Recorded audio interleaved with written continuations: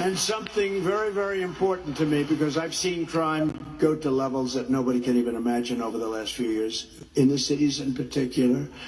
I am going to indemnify through the federal government all police officers and law enforcement officials throughout the United States for being destroyed by the radical left for taking strong actions on crime. They're afraid to do anything.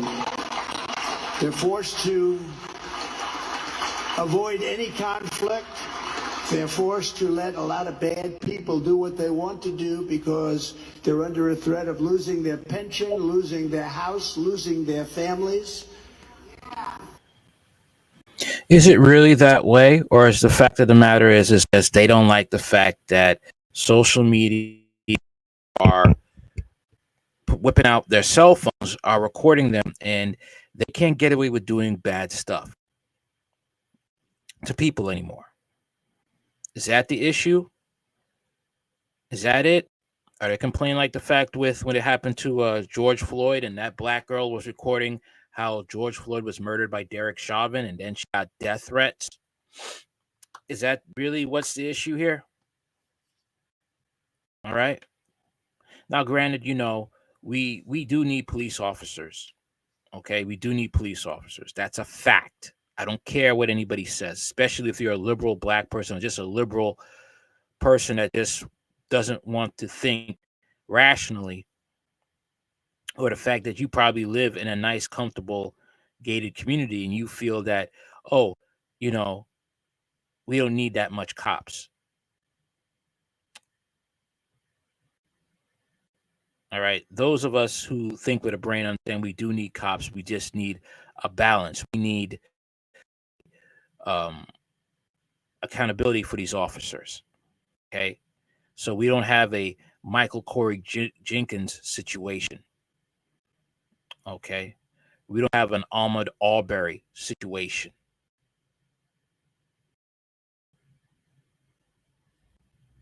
Or a man that, his car was wrongfully towed and he comes to try and see what's going on and he gets shot by cops hiding in the bushes.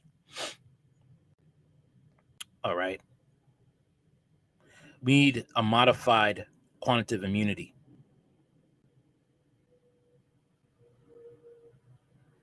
All right.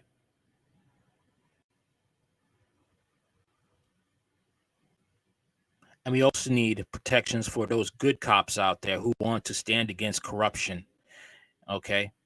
And they don't have to go through what Carolyn Horn had to go through, who was preventing her co-worker who was white from killing a already handcuffed black suspect. And she had to fight like hell to get her pension back.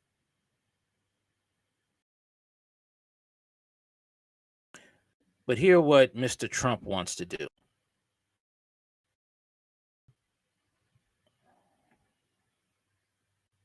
They're afraid to do anything. They're incredible people. Among our greatest people, law enforcement, policemen, and women. They lose their pensions, they lose their families, they lose their house, they end up on the street.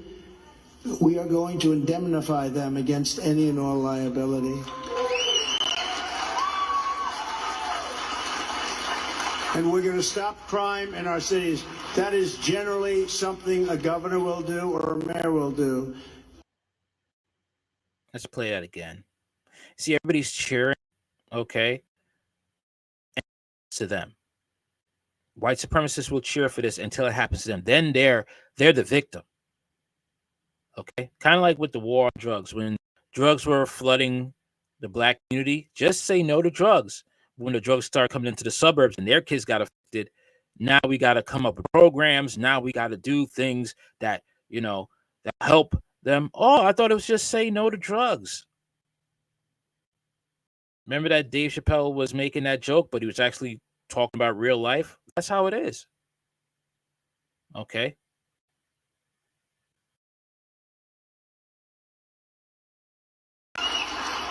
And something very, very important to me, because I've seen crime go to levels that nobody can even imagine over the last few years, in the cities in particular. I am going to indemnify through the federal government all police officers and law enforcement officials throughout the United States for being destroyed by the radical left for taking strong actions on crime. They're afraid to do anything. They're forced to avoid any conflict. They're forced to let a lot of bad people do what they want to do because they're under a threat of losing their pension, losing their house, losing their families. They're afraid to do anything. They're incredible people. Among our greatest people, law enforcement, policemen and women, they lose their pensions, they lose their families, they lose their house, they end up on the street. We are going to indemnify them against any and all liability. And we're going to stop crime in our cities. That is generally something a governor will do or a mayor will do. But we have to step in. We have to stop. Yeah. Give them complete power. Give them complete power to just do what they want. That's what he wants to do.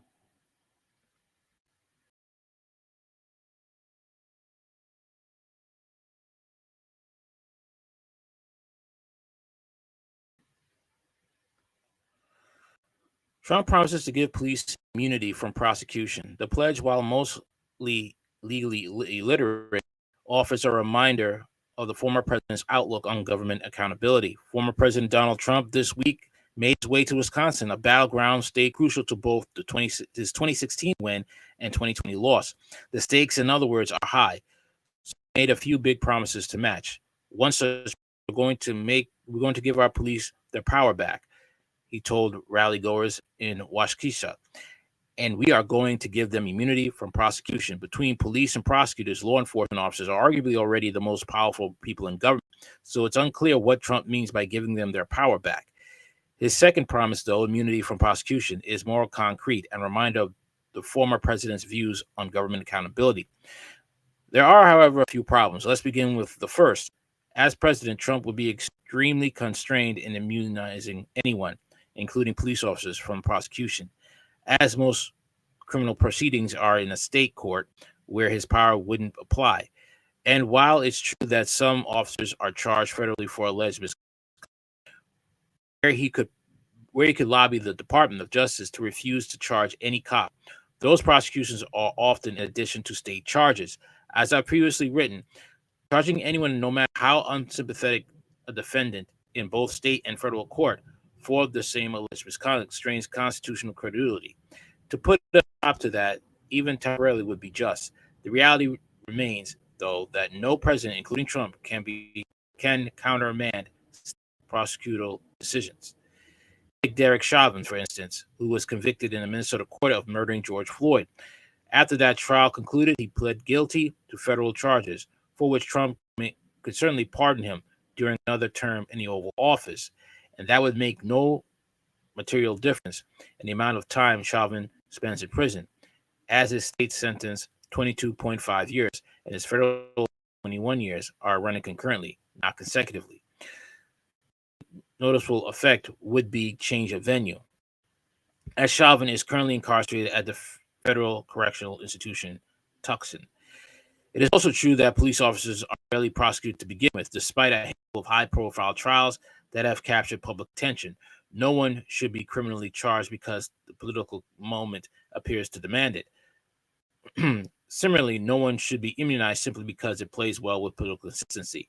Despite the overall legal illiteracy of Trump's promise, it's worth considering what it says about his general outlook on accountability of the government, or lack thereof, if those with the most power should be held to the lowest standard. That his answer to above the question is more or less a yes. Should not come during his term in office, it clear that he would fight any legislation that sought to hamstring qualified immunity. Here we go. Legislated into existence by the Supreme Court that bars alleged victims of misconduct from bringing civil suits against state and local government employees, if the way in which those employees violate the Constitution had not been explicitly ruled unconstitutional in a prior court decision. It is why, for example, 2 California men were not able to sue the officers who allegedly stole over $225,000 from them during an execution of a search warrant, as there was no previous court ruling that said stealing under such circumstances is unconstitutional. Federal law enforcement officers, meanwhile, are essentially already protected by absolute immunity. The most common objection to curtailing or ending qualified immunity is grounded in the fear that police officers will be bankrupt by breathless lawsuits. Those who are nervous about such an outcome can take comfort in the fact that prior to any injury, plaintiffs must also show in federal court that their allegations concerning conduct that was unconstitutional.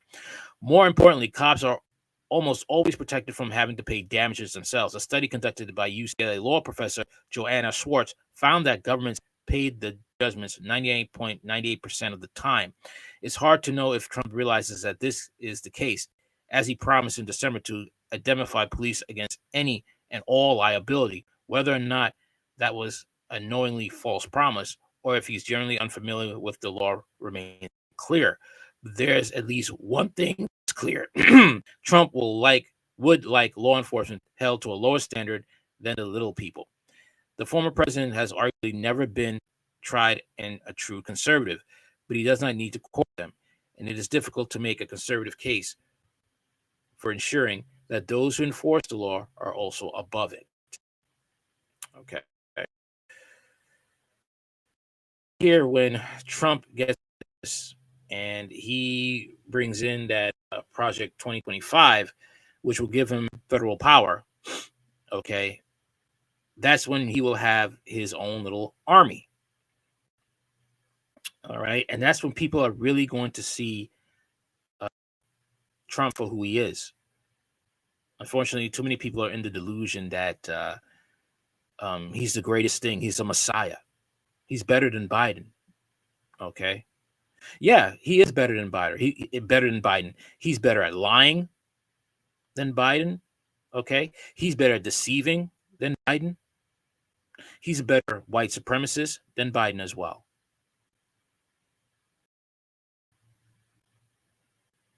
At this rate, who knows?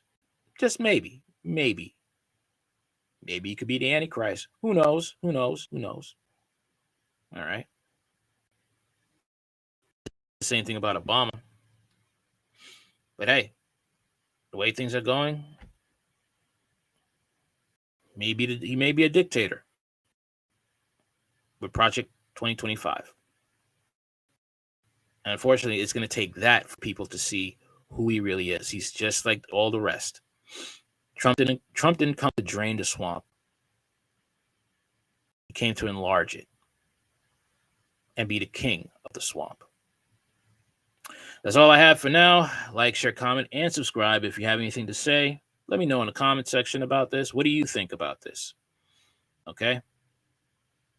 Later.